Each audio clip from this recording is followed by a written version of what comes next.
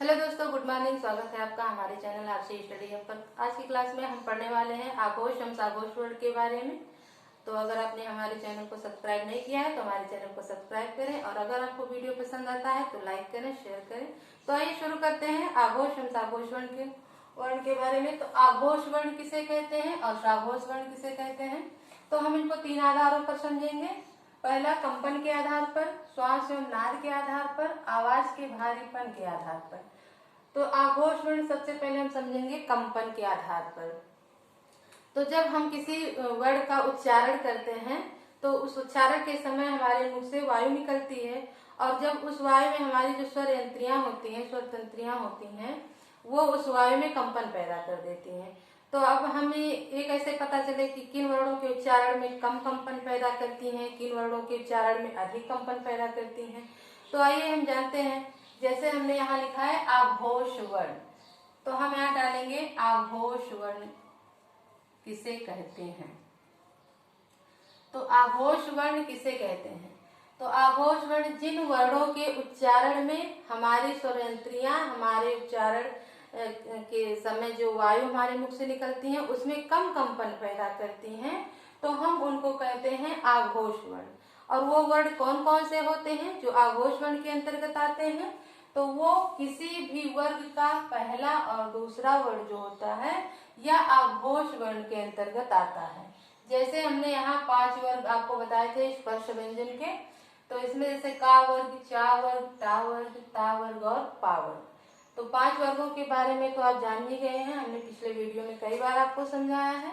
तो जैसे कि हमने यहाँ देखा कि का वर्ग में जो हमारा पहला और दूसरा वर्ण होता है वो आघोष वर्ण के अंतर्गत आता है। जैसे का हमारा पहला वर्ण हुआ और खा हमारा दूसरा वर्ण हुआ। जब हम का खा इस तरह से उच्चारण करते हैं तो हमारी जो स्वर तंत्रियां होती हैं वो हमारे उच्चारण की जो वायु होती है उसमें कम कंपन पैदा करती हैं। तो इस तरह हमने देखा कि जिन वर्णों के उच्चारण में कम कंपन पैदा करती हैं हमारी स्वर तंत्रियां, उनको हम क्या कहते हैं, आघोष वर्ण कहते हैं। और आघोष वर्ण कौन कौन से होते हैं, किसी भी वर्ग का पहला और दूसरा वर्ण हमारा आघोष वर्ण कहलाता है। जैसे हमने पहला वर्ग लिखा है का और खा, दूसरे में हमने लिखा है चा और छा, तीसरा वर्ग हमारा आता है टा और ठा।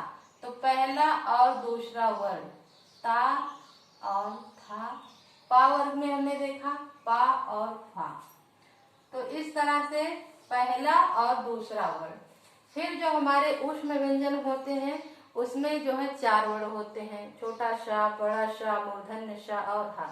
लेकिन हा को छोड़ के जो 3 टाइप के हमारे शा होते हैं, जो हमारे 3 टाइप के शा होते हैं, छोटा सा, बड़ा सा और मूर्धन्य सा, ये तीनों जो शा होते हैं ये इनके उच्चारण में भी कम कंपन पैदा होता है। तो इसीलिए हम इनको आघोष वर्ण के अंतर्गत रखते हैं। तो आघोष वर्ण में बस किसी भी वर्ण का पहला और दूसरा वर्ण, और उसके बाद हमारे ये ऊष्म व्यंजन के 3 वर्ण आते हैं। तो ये हमारे आघोष वर्ण हो गए।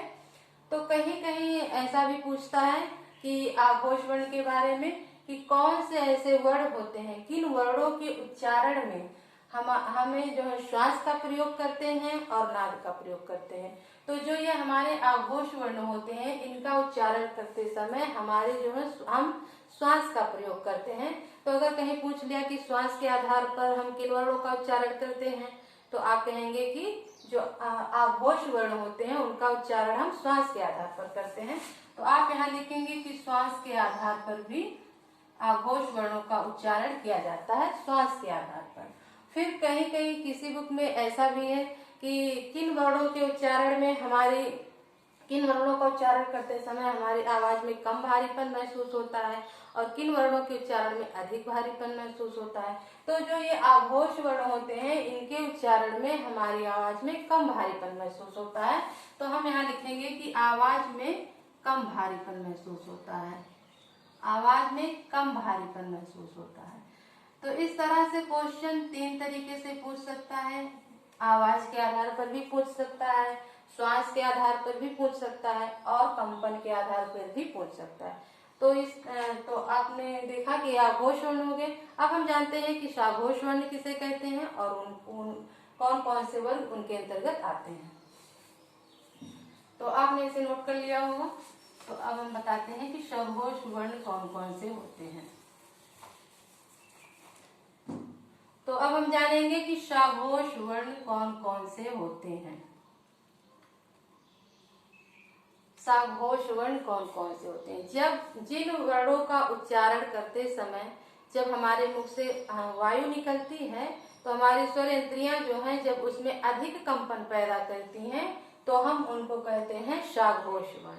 हम उनको क्या कहते हैं? सघोष वर्ण। तो यहाँ हम लिखेंगे कि अधिक कंपन पैदा करती हैं, अधिक कंपन पैदा करती हैं। तो हम इन्हें रखेंगे सघोष वर्ण के अंतर्गत। अब वो कौन कौन से वर्ण होते हैं जो सघोष वर्ण के अंतर्गत आते हैं?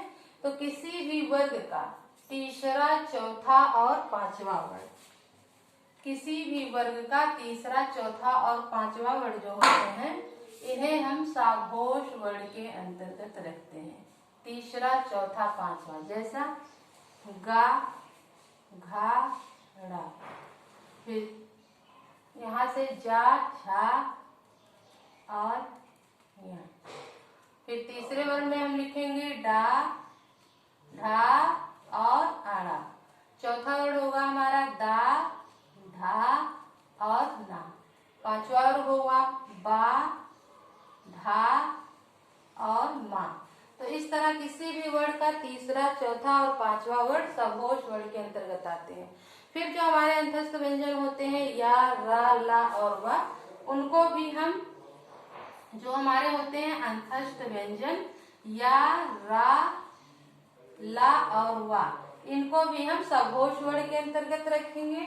और फिर हमने जो तीन ही व्यंजन जो तीन ऊष्म व्यंजन शा, शा, सा जो होते हैं वहाँ घोष वर्ण के अंतर्गत आते हैं, लेकिन हा को हमने छोड़ दिया था।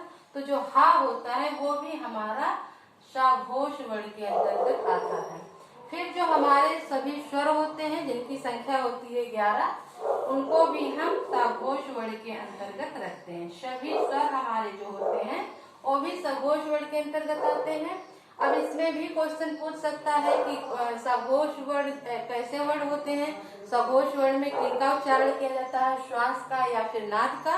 तो हम कहेंगे सघोष वर्ण के उच्चारण में नाद का प्रयोग किया जाता है। सघोष वर्ण के उच्चारण में किसका प्रयोग किया जाता है? नाद का।